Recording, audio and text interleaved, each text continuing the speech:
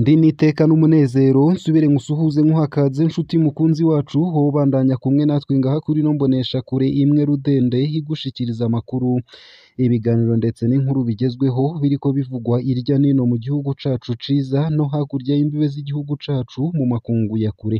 Ndaguhaye ikaze, ndaguhaye mwiriwe cange mwaramutse bivanye n'aho udukurikira uherereye. Ico utegerezwa gusa n'ugufyonda sabone cange subscribe nawe utarafyondako hama ukabandanya ushikirwa n'amakuru, ibiganiro ndetse n'inkuru tubandanya gushikiriza bivugwa irya nino mu gihugu cacu ciza c'Uburundi no hakurya y'imbibe z'igihugu c'Uburundi mu makungu ya kure mu bisata bitandukanye nk'igisata ca politike, igisata c'umutekano, igisata c'agateka ka zina muntu, igisata c'imigenderanire n'ayandi makungu, igisata c'amagara y'abantu, igisata c'uburimyi n'ubworozi, igisata c'inkino, igisata c'indero ndetse n'ibindi bisata bitandukanye. Ndakwifurije kubandanya uraroranirwa ndetse no kubandanya uragira ibihe vyiza n'umunsi mwiza.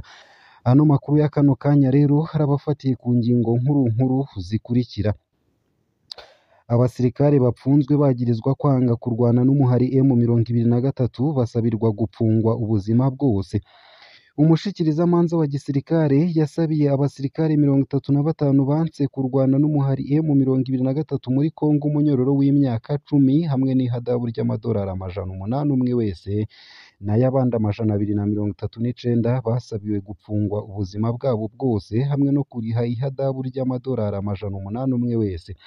Ayo madolari $800 ngo nayo kuriha indege, ubwato hamwe n'imodoka bakoresheje mu kwiyunguruza batahuka mu Burundi. Ni nyuma yaho abo basirikare bari bamaze hafi ukwezi baburanishwa ku caha barerwa co kugumukana ababatwara muri Kivu y'uburaruko mu gihugu ca Kongo. Urubanza rw'abasirikare barenga 270 bapfungiwe mw'ibohero rikuru rya Rutana bagirizwa kugumukana ababatwara muri Kivu y'uburaruko mu gihugu ca Kongo, rukaba rwari rumaze hafi ukwezi ruburanishwa, aho rwashizwe mu mwiherero bakazomenyeshwa ivyavuyemwo inyuma y'ikiringo c'ukwezi. Vyinshi kuri iyo nkuru ni mukanye mu buryo bw'idonido ntuje kure. Nayo kandi Jean Nduwimana hashikiriza ko abakongomani bashorera igitoro mu Burundi bari gusahurwa izuba riva. Umuvugizi w'ishyirahamwe Oricome Jean Nduwimana haranegura ingendo y'igipolisi c'u Burundi kiriko kirasahura abakongomani bashorera igitoro muri zone Gatumba, komine Mutimbuzi. Abo bakongomani bakaba bari bamaze iminsi bashorera igitoro muri zone Gatumba, aho bavuga ko banyazwe amabido y'igitoro hagera ku 4,500 ku munsi wa kane w'iyindwi irangiye, bikozwe n'igipolisi c'u Burundi. Inyuma yaho mu gihugu c'u Burundi hibonekereje ikibazo c'igitoro mbere kigiye kumara imyaka 2, abanyagihugu bava muri Kongo bamaze iminsi bashorera igitoro cabo muri komine Mutimbuzi muri zone Gatumba, kandi ico gitoro kikaba cari kimaze iminsi gifasha abatari bake mu Burundi kuko bakironka vyoroshe. Ukaba ubona ko muri Kongo hoho igitoro atari ikibazo. Vyinshi navyo kuri ino nkuru ni mukanye mu buryo bw'idonido ntuje kure. Ico utegerezwa gusa nyene ni ukubandanya kumwe natwe. Nayo kandi mu yandi makuru hariko aravugwa hanze y'imbibe z'igihugu c'u Burundi nuko leta iharanira intwaro rusangi ya Kongo yejeje kubeshuza ibihuha biriko biraca ku mbuga ngurukana bumenyi ko hari intumwa za Kongo zarungitswe i Kampala mu biganiro n'umuhari M23. Nk'uko bishikirizwa n'umushikiranganji wo kumenyesha amakuru hakaba n'umuvugizi wa leta Patrick Muyaya yabicishije kuri X yahoze ari Twitter, avuga ko ata muntu n'umwe yarungitswe na leta ya Kongo mu biganiro n'umuhari w'iterabwoba M23 i Kampala. Leta ya Kongo ikaba ibandanya kwemeza ko itazopfa iganiriye n'umuhari M23. Ese ayo gusa, ayo hamwe n'ayandi ni mukanye ku buryo burambuye ntuje kure. Ico utegerezwa gusa ni ukumanuka munsi y'ino video hama ugafyona imbere y'ijambo Isange TV, haraba handitse ijambo sabone cange subscribe, urafyonda ko hama uba udushikirije intererano yawe yo kuja turakuronsa amakuru, ibiganiro ndetse n'inkuru tubandanya gushikiriza. Ndakwipfurije rero kubandanya uraroranirwa ndetse no kubandanya uragira ibihe vyiza n'umunsi mwiza. Ano makuru ku buryo burambuye nonyemerere nyatangurire kuri ino nkuru ivuga ko abakongomani bashorera igitoro mu Burundi bariko barasahurwa izuba riva. Ivyo akaba ari ibishikirizwa na Jean Nduwimana. Umuvugizi w'ishirahamwe Oricome Jean Nduwimana aranegura ingendo y'igipolisi c'u Burundi kiriko kirasahura abakongomani bashorera igitoro muri zone Gatumba, komine Mutimbuzi.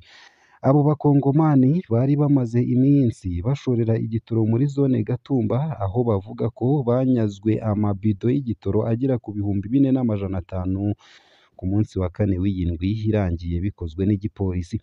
Inyuma yaho mu gihugu c'u Burundi hibonekereje ikibazo c'igitoro mbere kigiye kumara imyaka 2, abanyagihugu bava muri Kongo bamaze iminsi bashorera igitoro cabo muri komine Mutimbuzi zone Gatumba, kandi ico gitoro kikaba cari kimaze iminsi gifasha abatari bake mu Burundi kuko bakironka vyoroshe, aho ubona ko muri Kongo hoho igitoro atari ikibazo. Ariko kuri uwu wa kane turangije, abo banyagihugu bavuga ko bambuwe n'abapolisi b'u Burundi bakorera muri ako gace amabido y'igitoro hagera ku 4,500, kandi bakaba bari baje gufasha abarundi kugira baronke igitoro vyoroshe.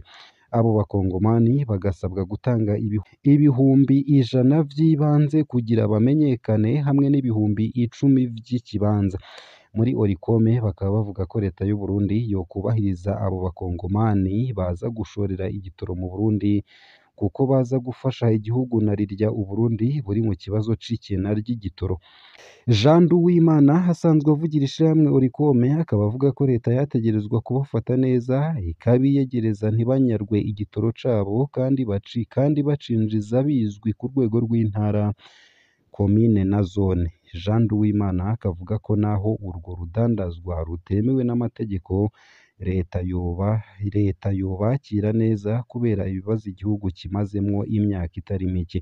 Nta wundi muti uhari kugira igihugu kibandanye kibaho canke abanyagihugu babandanye biyunguruza atari kugura ivyo bitoro biva muri ivyo bihugu duhana imbibe. Nayo mu yandi makuru nunyemerere nkushikirize ino nkuru nayo iriko iravugwa mu gihugu c'u Burundi ijanye nyene n'ikena ry'igitoro, aho abanyagihugu bavuga yuko kwiyunguruza vyabaye ndanse. Ino nkuru nayo nyene ikaba ivuga ko igiciro co kwiyunguruza cigwije 3 mu buraruko bw'igisagara ca Bujumbura. Abunguruza abantu ntibahengeshanya kuduza ibiciro vyo kwiyunguruza mu buraruko bw'umugwa mukuru w'ubutunzi Bujumbura. Mu bihe bisanzwe itike ryo kwiyunguruza kuva Kamenge hagati mu gisagara yari amafaranga y'amarundi 650, ariko kuva aho Burundi bugiriye mu ngorane z'ibitoro, abunguruza abantu baratoye ubuhinga bwo guca ku ruhande igiciro cashinzwe na leta kugira ngo bashike mu gisagara hagati. Abiyunguruza bariha amafaranga 1,800. Biragoye kuronka bisi iva Kamenge gushika hagati mu gisagara. Abiyunguruza bururuka incuro 3. Ubwa mbere ibisi iva aho bita kuri Gare du Nord igahagarara kuri Kotebu. Abiyunguruza barururuka bakariha 600, baca barindira iyindi ishika kuri Perimananse, naho nyene bakarihishwa bakururuka. Mu nyuma rero baca burira mu yindi bisi ica ishika mu gisagara hagati. Ni amafaranga 1,800 ku rugendo rwategerezwa kurihishwa 600 mu gihe gisanzwe. Uko akaba ariko bivugwa n'umwe mu biyunguruza twasanze kw'ibarabara ryitiriwe Peuple Murundi. Kubw'umwe mu biyunguruza yakorewe ivyo, abunguruza abantu nibo baduza iyo tike yo kwiyunguruza kuva leta yanse ko haduzwa itike n'ubwo ibitoro bitaboneka. Abakokayi babwira abakiriya ko batagiye mu gisagara, bamera nk'abakase berekana ko umengo basubiye mu Kamenge, ariko vy'ukuri nibo baca bagaruka gupakira abo bakiriya nyene bari basize ngaho ku gituro. Uko akaba ariko bavuga.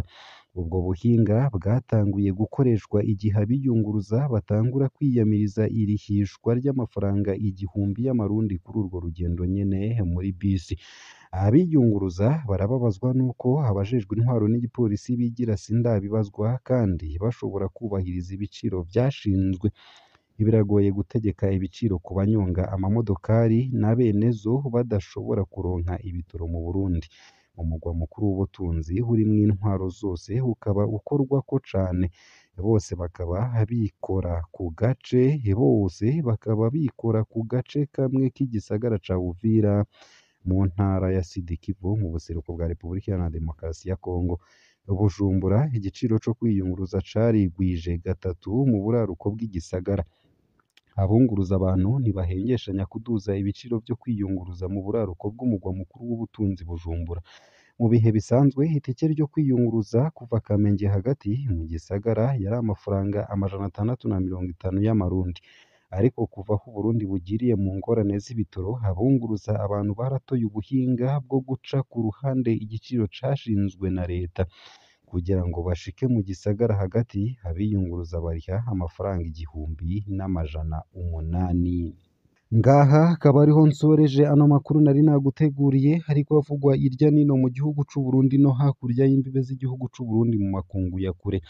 Ico utegerezwa gusa ni ugufyonda sabone canke subscribe, nawe utarafyondako hama ukabandanya ushikirwa n'amakuru, ibiganiro ndetse n'inkuru tubandanya gushikiriza bivugwa irya nino mu gihugu c'u Burundi no hakurya y'imbibe z'igihugu c'u Burundi mu makungu ya kure. Ndakwifurije kubandanya uraroranirwa ndetse no kubandanya uragira ibihe vyiza n'umunsi mwiza.